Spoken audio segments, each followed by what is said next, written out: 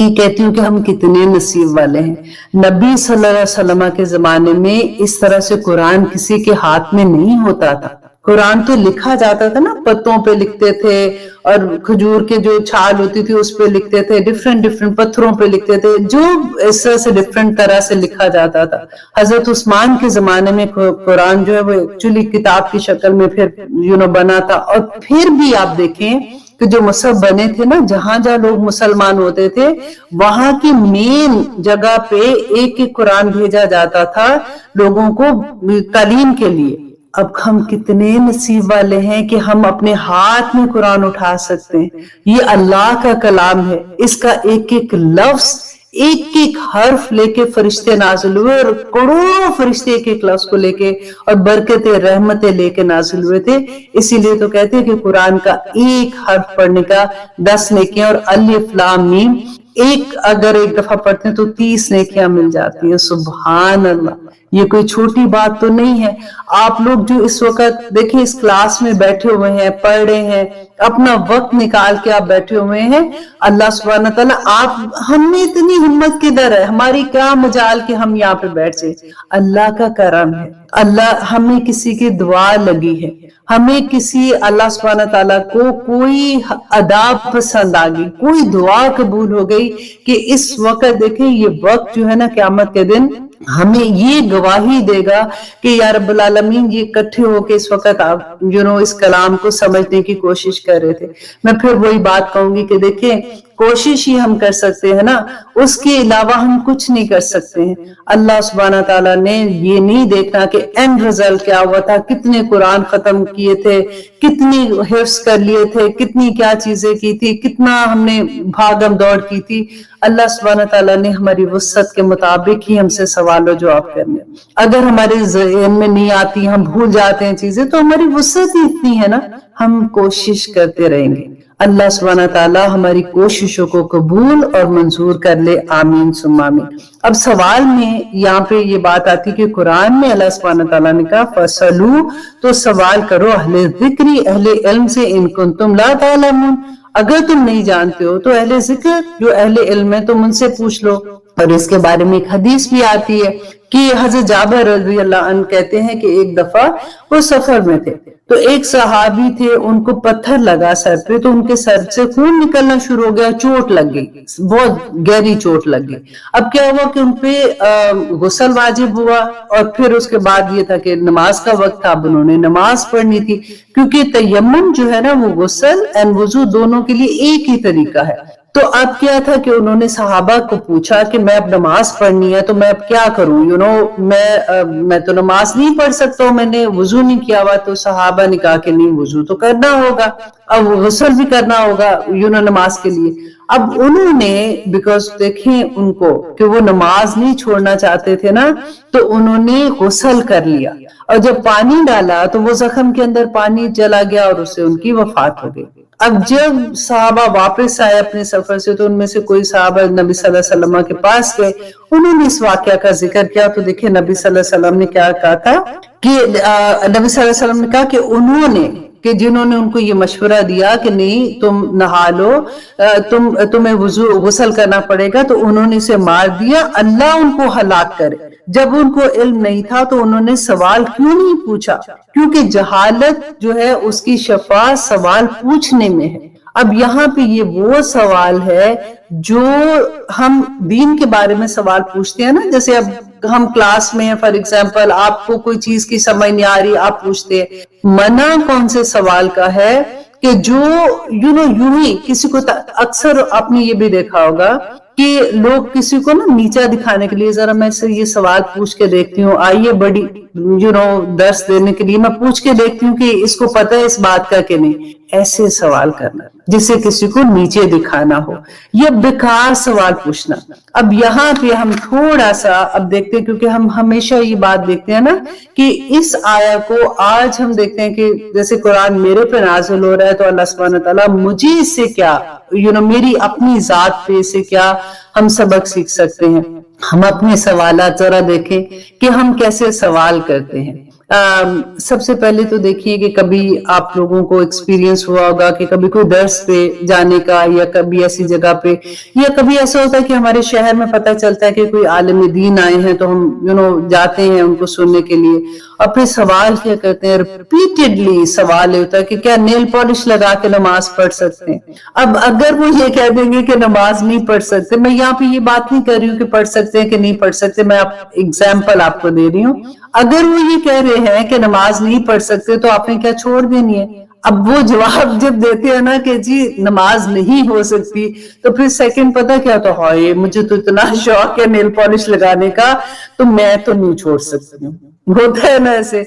अच्छा, फिर second question क्या होता है, हर एक से ये पूछेंगे, अच्छा कुरान में आप बताइए कि अल्लाह सुब्हानहू तआला ने क्या ये फरमाया है कि हिजाब के बारे में, कि औरत के पर्दे के बारे में क्या हुक्म है। अब अगर वो कह दें कि औरत के पर्दा अल्लाह सुब्हानहू तआला ने सूरत नूर में भी है, सूरत अहज़ाब में भी है, तो फिर क्या कहेंगे, हाय ये तो बड़ा अच्छा आप मेरे लिए दुआ करें कि अल्लाह सुब्हानहू तआला मुझे पर्दे की, तो ऐसी सवाल बार बार एक दफा सवाल बंदा जब करता है ना, तो उसका मकसद क्या होता है कि अच्छा मैं ये सवाल कर रहा हूँ, तो मुझे जब पता चल जाएगा तो फिर मैंने इस पे अमल करना है। अब इसलिए अगर सवाल आप जस्ट के मुझे पता लगे अच्छा ये ऐसे बात है, देखना ये वाले जो है ना, मुझे लग रहा है कि ये थोड़े से आसान बयान करने वाले हैं, तो मैं इनसे पूछती हूँ, इन्होंने कोई रुख्सत दे ही देनी है। अच्छा, फिर मजे की बात है, एक और सवाल हम करते हैं, हमें से अक्सर औरतों को ये एक्सपीरियंस हुआ होगा अपने हस्बैंड से, जब शादी होती ना नई नई, तो उनसे कहते अच्छा आप कसम उठा के बताएं आप मेरे अलावा तो किसी से प्यार नहीं करते थे। अब बेचारा कहे हाँ कहेगा तब भी मरेगा, ना कहेगा तब भी मरेगा। तो इसलिए ऐसे सवाल अल्लाह सुब्हानहू तआला ने जो कहा ना कि इन तुबदा लकुम, अगर जाहिर कर दिए जाएंगे तुम्हें, तसुकुम, तो तुम्हें बुरे लगेंगे। तो मत ऐसे सवाल किया करे, बेकार सवाल करके अपने आप को भी मुश्किल में डालते हैं और दूसरों को भी मुश्किल में डालते हैं। और सबसे बड़ी बात कहते हैं जन्नत में अगर हूर मिलेगी तो मुझे हूर लेंगे कि मेरे साथ रहेंगे, अब तो वो बेचारे फिर क्या कहेंगे हमें। तो सवाल का जब मैं ये आया पढ़ी थी तो मुझे अपने सवाल याद आ रहे थे। कर सकता क्योंकि मुझे इतने लोग फॉलो करते हैं, कल को लोग ये कहेंगे कि मैंने ऐसे कहा है, तो वो फिर जितने लोग भी ये काम करेंगे या कहेंगे तो उसका गुनाह मेरे सर पे आएगा। तो वो नहीं माने थे कि कुरान मखलूक है, और मखलूक जब बनाना था तो मकसद भी ये था। आपने देखा है अभी भी जो बहुत पुराने गांव हैं या इस तरह से हम देखते हैं मीडिया पे, कभी होता है कि बेटियों को शादी नहीं करना चाहते क्योंकि जायदाद जो है वो दूसरे खानदान में चली जाएगी, तो वो बेटियों की शादी नौजुबिल्ला कहते हैं हमने कुरान से कर दी है, तो वो फिर बेटियों को घरों में रखते हैं ताकि हमारी जायदाद ना जाए। तो बड़े बड़े फितने होते हैं। अल्लाह सुब्हानहू तआला हमें कुरान की समझ अता करे। रसूल अल्लाह सल्लल्लाहु अलैहि वसल्लम ने जो हमें गाइड किया है, अल्लाह सुब्हानहू तआला हमारी जिंदगियों में ये चीज़ें ले आए, आमीन सुम आमीन। यहाँ से रसूल अल्लाह सल्लल्लाहु अलैहि वसल्लम ने जो गाइड किया, इसी से मुझे याद आया कि मुझे आज किसी ने एक वीडियो भेजा था। उन्होंने कहा कि देखिए ये दाई दीन है और वो ये कह रही हैं, ये आलिमा है कोई, तो कि बर्थडे सेलिब्रेट कर लेनी चाहिए, उसमें इस्लाम में गुनाह नहीं है। और उन्होंने कहा कि क्योंकि रसूल अल्लाह सल्लल्लाहु अलैहि वसल्लम हर मंडे को रोजा रखते थे, तो वो ये कहते थे कि मैं इसलिए रखता हूँ कि अल्लाह सुब्हानहू तआला ने इस दिन मुझे पैदा किया है, तो वो अपनी बर्थडे सेलिब्रेट करते थे। तो यहाँ पे मैं बल्कि सोच रही थी मैं कि एक छोटा सा क्लिप बना दूं कि ये बर्थडे सेलिब्रेट ऐसे सुन्नत पे अमल करना है ना, तो ऐसे ही सेलिब्रेट करना चाहिए कि अगर जिस दिन हम पैदा हुए हैं उस दिन हमें रोजा रखना चाहिए, रसूलुल्लाह की सुन्नत है। और फिर जब रोजा खोल रहे हैं तो आप केक खा ले, और फिर अपने फ्रेंड्स को बुलाना है तो बुला ले, उसमें कोई गलत बात नहीं। हाँ, गलत तरीके से अगर आप पार्टी ऐसी करते हैं जिसमें आप अल्लाह को नाराज करने वाले कोई काम करते हैं, तो उसकी इजाजत नहीं है कि ऐसी एक, पता है क्या, असल में आप देखिएगा कि बहुत सी चीजों में आप जब उसको डीप सोचते हैं ना, कि मोमेंट को टाइम जाया करने की क्या कहना चाहिए कि उसके पास इतना वक्त नहीं है ऑनेस्टली कि वो वक्त को ऐसे जाया कर दे। क्योंकि कोई भी एक, मैं अब सोचती हूँ कई दफा ऐसा होता है कि फ्रेंड्स ने ऐसे ही चलो आज खाना खाने जाते हैं या कुछ ऐसे, तो मुझे ये लगता है कि اتنے گھنٹے ہمارے ضائع ہوتے ہیں. جب ہم گھر سے نکلتے ہیں ڈیفینیٹلی پہلے کپڑے چینج کریں گے, کوئی حال حلیہ بہتر کریں گے, گاڑی میں بیٹھیں گے, جائیں گے, وہاں پہ فن کریں گے, جو بھی گپے ہی مار لیں گے بے شک, وہاں سے اٹھیں گے, پھر گھر آئیں گے, پھر تھکے ہوں گے, مشکل سے عشاء پڑھیں گے اور سو جائیں گے. تو اتنا وقت, مطلب یہ, اور پتہ ہے کیا, یہ تقویٰ کے لیولز ہیں. میں نہیں ایکسپیکٹ کرتی ہوں, میں یہ نہیں کہتی ہوں کہ ہر ایک کو ایسا فوراً ہی ہو جانا چاہیے, اسپیشلی بچے جو ہوتے ہیں. لیکن ہماری عمروں میں آ کے تھوڑی سی ان چیزوں سے ویسے بھی دوری ہو جاتی ہے. ان میں کوئی فن بھی نہیں اتنا لگ رہا ہوتا. بندہ کوشش کر رہا ہوتا ہے کہ زیادہ سے زیادہ ایک فیملی کے اندر رہنا پسند کرتا ہے, زیادہ باہر پھرنے سے. اینڈ دین آئی نو سیما آپ سن رہی ہوگی تو I'm not talking about you. تو لیکن اینی وے میں یہاں پہ ختم کر دیتی ہوں, اس سے پہلے کہ سیما بعد میں مجھے فون کر کے ڈانٹنا شروع کر دے. اچھا جی, ہم کیا پڑھ رہے تھے کہ وہ کہتے ہیں قسم میں کھاتے ہیں اللہ کی جہدہ ایمانہم, پکی قسمیں, لا یبعث اللہ من یموت, کہ اللہ ہرگز اس کو زندہ نہیں کرے گا جو مر جائے گا. تو اللہ سبحانہ تعالیٰ آگے جواب دیتے ہیں, بلا کیوں نہیں, وعدن علیہ حقا, کہ اللہ کے ذمے ہے جو اللہ نے وعدہ کیا ہے نا وہ سچ وعدہ ہے. اور کیوں مانتے کیوں نہیں تھے؟ کیونکہ دیکھیں نا, جس نے کوئی غلط کام کیے ہوں گے اس کو اگر یہ کہو کہ تمہیں دنیا میں, اکثر آپ یہ دیکھیں کہ ہمارے سامنے ایسے ہوتا ہے کہ جی بچے اتنے خراب کام کیے, یا اتنا جھوٹ بولتا تھا, یا یہ کیا فلاں پہ یہ چیز کی, لیکن اس کو تو کچھ نہیں ہوا. تو ایک دن ایسا آئے گا جب انسان کو یہ چیز کا احساس ہو جائے نا, کرنے والے کو بھی اور جس پہ کیا ہے, کرنے والے کو اگر یہ احساس ہو جائے کہ یہاں پہ تو میں اپنی پوزیشن کی وجہ سے, میں بھی اللہ نے جو نوازا ہوا ہے اس کو غلط طریقے سے استعمال کر کے لوگوں کی نظروں سے بچ جاؤں گا, میں ترب زبان ہوں, تیز ہوں, اور میں بات کو ادھر سے ادھر گھما کے لے جاؤں گا تو کسی کو کیا سمجھ آئے گی, بچ جاؤں گا. وہاں پہ جا کے مجھے ایک ایک لمحے کا جواب دینا ہوگا.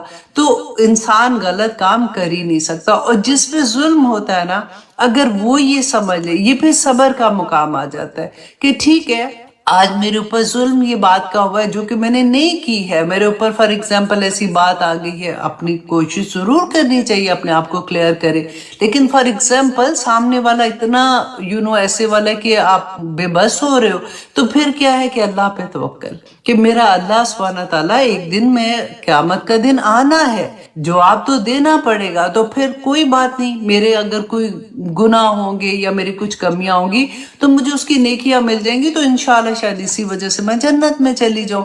تو دونوں طرح سے انسان پھر خیر میں رہ جاتا ہے. تو اللہ سبحانہ تعالیٰ فرماتے ہیں کہ اللہ کا وعدہ وانت الحق ووعدک الحق ولقاؤک الحق وقولک الحق وجنت حق والنار حق. اتنی پیاری بات لگتی ہے کہ اللہ سبحانہ تعالیٰ کا تو ہر وعدہ ہی سچ ہے. کہاں پہ جا کے بندہ ایسا سوچے گا؟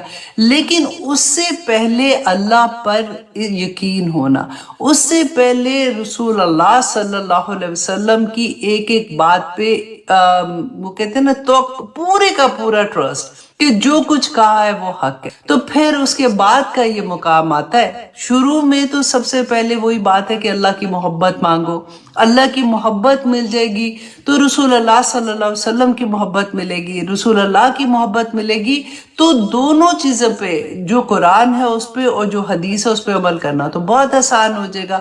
اور پھر جب آپ عمل کرو گے, کیونکہ وہ دونوں کی محبتیں آپ کے پاس ہے نا, تو پھر انسان اتنا کمپلیٹ ہو جاتا ہے, اس کو پھر کوئی فکر نہیں ہوتا کہ میرے ارد گرد کیا لوگ کہیں گے یا کیسے کہیں گے, کیونکہ اس کی نظر کچھ اور طرح سے کھل جاتی ہے. وہ لوگوں کو اس مقام پہ نہیں دیکھتا کہ ان کے کہنے سے میری زندگی پہ کوئی اثر ہونے والا ہے. وہ اپنی گاڑی کا ڈرائیور خود بن جاتا ہے. ہمارا جسم, ہم پوری گاڑی ایک چلتے پھرتے کار کی طرح نا, میری سوچ, میری فیلنگز, میری ہر چیز نا میں اپنی مرضی سے, مجھے پتا ہے کہ میرے رب کو کیا پسند ہے, میں اس کو کسی اور کو چلانے نہیں دوں گی, کسی اور کے لفظ مجھے بے چین نہیں کریں گے. یہ مشکل ہے, اس پہ وقت, اس پہ محنت کرنی پڑتی ہے, اس پہ سوچنا پڑتا ہے, رائٹ. جب آپ ایک دفعہ سوچ لیتی ہو نا اس طرح سے کہ میری زندگی میں اپنے اللہ کے لیے اگر بک گئی ہوں تو میں کسی اور کی خاطر، یہ اللہ کی مخلوق ہے. اللہ نے اگر مجھے اولاد دی ہے تو وہ بھی اللہ کی مہربانی ہے، اللہ کی نعمتوں میں سے ایک نعمت ہے. میرا خامن، میرے ماں باپ، ان میں سے کوئی رشتہ، میرے دوست، یہ سب اللہ کی نعمتیں ہیں. اگر اللہ کی نعمتوں میں سے کوئی ایک نعمت مجھے بادر کر رہی ہے اس راستے پہ جانے پہ جہاں پہ میرا رب نے مجھے حکم دیا ہے اور میں خوشی سے چل رہی ہوں، تو آئی ڈونٹ کیئر. ٹھیک ہے، وہ اگر ناراض ہے، کیونکہ میرے دل میں ان کے لیے کوئی نفرت نہیں ہے، میں تو ان کے لیے بھی دعا کر رہی ہوں نا کہ یا اللہ ان کو بھی وہ دکھا جو مجھے دکھایا ہے، تاکہ ان کو بھی وہ لذت ملے جو مجھے مل رہی ہے. تو ان سے جب آپ کی نفرت نہیں ہوگی نا، تو آپ کی آنکھوں میں، آپ کی باڈی لینگویج میں وہ غصہ نہیں ہوگا جو دوسرے کو آپ سے دور کرے گا. کہ دیکھا، وہ ہوتا ہے نا کہ جب الجھتا بندہ تو ایک تانا کی طرح کی آواز نکلتی ہے منہ سے، تو اس سے دوسرے سمجھتے ہیں کہ یہ اپنے آپ کو بڑی نیک سمجھ رہی ہے، تو وہ چیز بھی نہیں ہوگی. وہ پھر دوسروں سے محبت ہو جاتی ہے کہ یا پاک پروردگار میرے لو ونس کو بھی یہ سکھا دو جو مجھے سکھایا، ان کو وہ فیلنگ عطا کر دو جو مجھے فیلنگ عطا ہوئی ہے. تو پھر سارے خیر میں آ جاتے ہیں. پتہ نہیں کب ہوگا، یہ نہیں پتا، لیکن چاہت تو ہوتی ہے نا. اور ہماری سوچ ہی، ہماری ہارمونز یہاں سے جو نکلتے ہیں نا باڈی میں، خوشی کے، غمی کے، وہ ہماری سوچ کی وجہ سے نکلتے ہیں. جب ہماری سوچ پاک ہو جاتی ہے تو پھر ہماری ہر چیز، آپ سوچیں کہ ہماری سوچ ہوگی تو ہیپی جو ہارمونز نکلتے ہیں نا، تو ہم سارا دن خوشی خوشی کام کریں گے. انشاءاللہ مشکل ہے، ناممکن نہیں ہے، لیکن اس پہ کام کریں گے تو اللہ سبحانہ تعالیٰ نے مومن اور مومنات کی جو نشانیاں بتائی ہیں نا، وہ یہی ہیں. اللہ سبحانہ تعالیٰ ہمیں توفیق عطا کرے، کیونکہ اللہ سبحانہ تعالیٰ ہی فرماتے ہیں وَلَكِنَّ أَكْثَرَ النَّاسِ، لیکن اکثر لوگ لا یعلمون، نہیں جانتے ہیں. اکثر لوگ یہ نہیں جانتے کہ قیامت کے دن ان کو واپس اللہ کی طرف لوٹ کے آنا ہے. اللہ کا وعدہ سچا ہے. تمہارا ایک ایک لمحہ جو تم اس دنیا میں گزار رہے ہو، اللہ کے سامنے تمہیں اس کا جواب دینا ہے کہ تمہیں جس مقصد سے بھیجا تھا، تمہیں جس مقصد کے لیے ہائر کیا تھا. فار ایگزامپل، آپ جاب پہ ہائر ہوتی ہو تو باس تو پوچھے گا نا اگر آپ نے پراپر کام نہیں کیا ہوگا، اگر آپ نے اپنے ٹائم لیمٹ پہ اپنا جو بھی اس نے آپ کو کوئی اسائنمنٹ دیا ہوا تھا وہ آپ نے کمپلیٹ نہیں کیا، تو پوچھے گا نا کہ یہ کیوں نہیں کیا.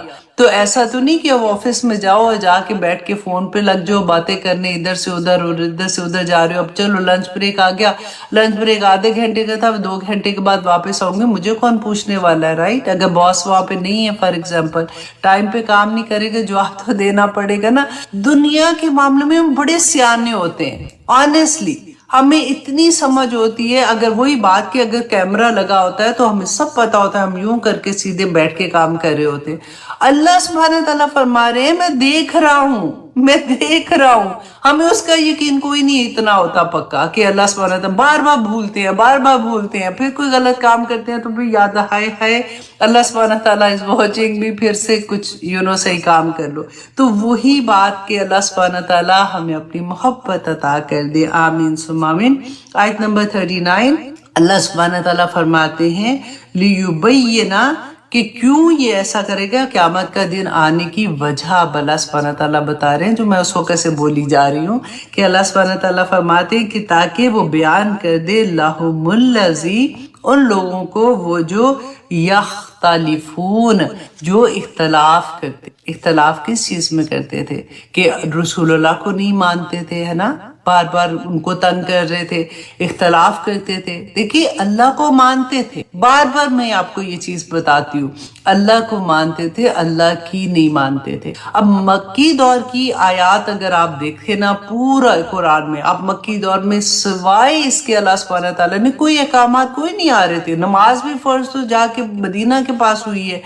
ہر حکم، پردے کا حکم اور شراب کا حکم، تو سود کا حکم، یہ سارے کے سارے احکامات مدینہ میں جا کے ہوئے ہیں. 13 سال مکہ میں رسول اللہ صلی اللہ علیہ وسلم واز ان مکہ.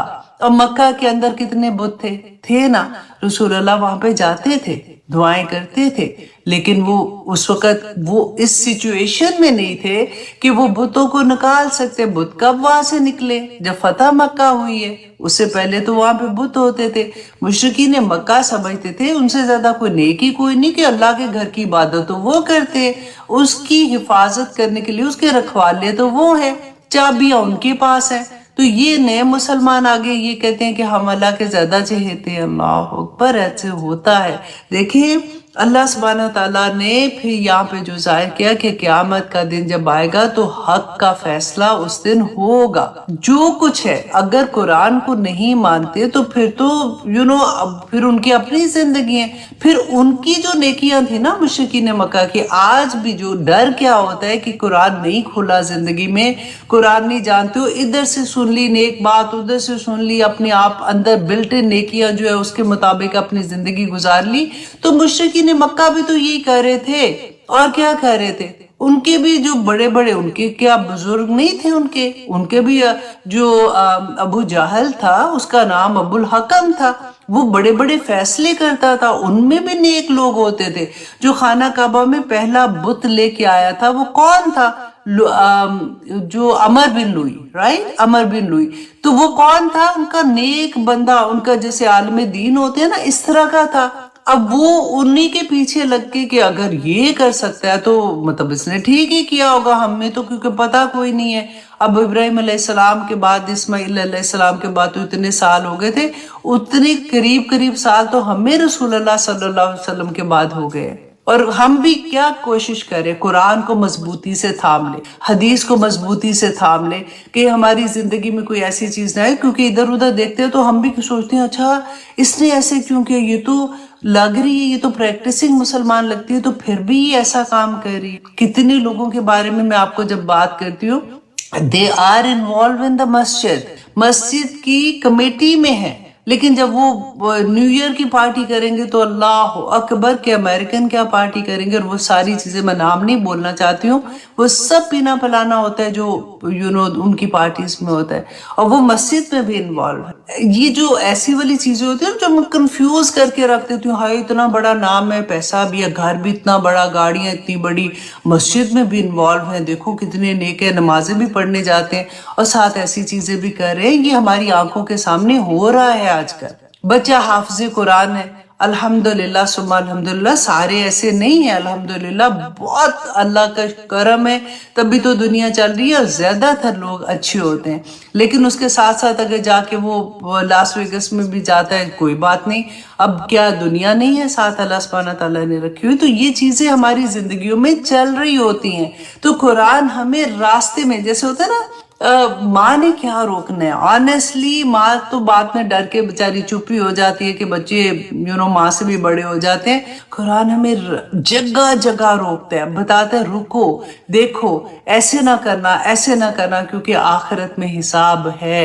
اللہ سبحانہ تعالیٰ فرماتے ہیں تاکہ جو اختلاف ان کے دنیا میں تھے، قیامت کے دن اللہ سبحانہ تعالیٰ اس کا فیصلہ کر دے گا۔ تو یہ دنیا میں سوچ لو، اگر کوئی بھی، یہ تو اختلاف اسلام کے بارے میں آپ کو بتا رہی ہوں، دین کے بارے میں بتا رہی ہوں، اگر گھر میں کوئی اختلاف ہے، بچی کی فار ایگزامپل نئی شادی ہوئی ہے، سسرال میں گئی ہے، اب تو سسرال والے ویسے بہت اچھے ہو گئے، لیکن فار ایگزامپل ہر جگہ پہ تو فرق ہوتا ہے نا۔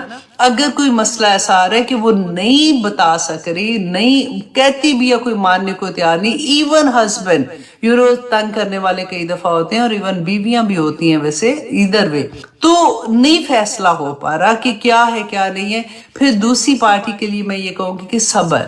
دیکھیں ایک دن آئے گا، اور آگے آپ دیکھیں گے اتنی پیاری بات اللہ سبحانہ تعالیٰ فرماتے ہیں، دنیا میں اللہ سبحانہ تعالیٰ دکھاتے ہیں، ہمیں پتہ ہے کیا ہوتا ہے، اچھا آخرت میں دکھائیں گے، پتہ نہیں آخرت میں کیا ہوگا، ہم دیکھ بھی سکیں گے کہ نہیں، دنیا میں بھی دکھاتے ہیں اللہ سبحانہ تعالیٰ۔ بس صبر، اللہ سے مانگو، اللہ سبحانہ تعالیٰ انشاءاللہ دے گا۔ اور فی اس میں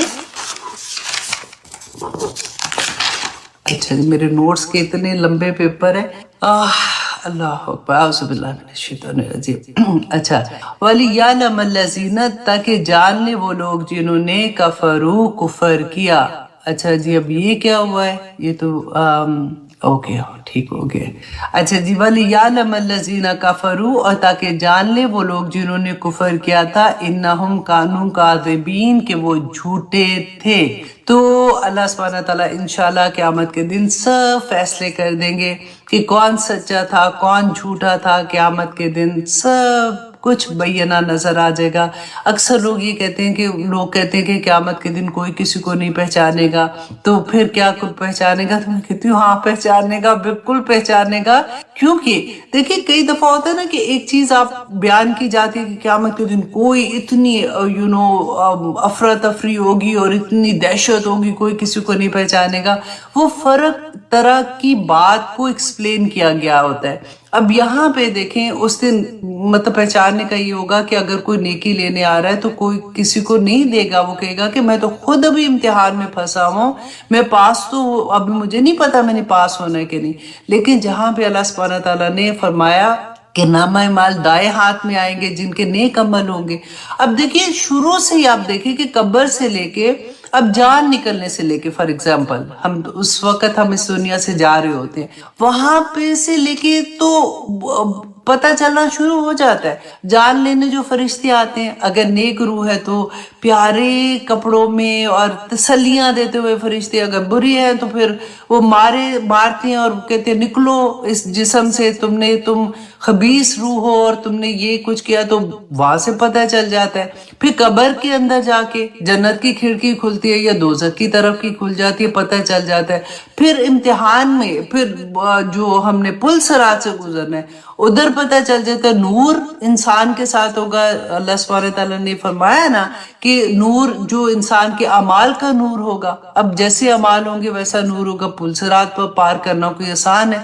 اس کے بعد امتحان، کمرہ امتحان میں پھر پہنچ جائیں گے. وہاں پہ نامہ اعمال اگر دائیں ہاتھ میں آئیں گے تو پاس ہو جائیں گے، بائیں میں آئیں گے تو فیل ہونے والی بات ہے. ابھی امتحان کوئی نہیں ہوا، ابھی تو اللہ کے پاس بھی نہیں گئے، پیچھے سے ہی یہ سارا کچھ ہو رہا ہے. تو اس میں اللہ سبحانہ تعالیٰ نے 30 پارے میں کیا کہا ہے کہ جن کا نامہ اعمال دائیں ہاتھ میں آئے گا وہ خوشی سے چھلانگے لگاتے لگاتے اپنے گھر والوں کی طرف جائیں گے اور ان کو خوشخبری دیں گے کہ میں پاس ہو گیا.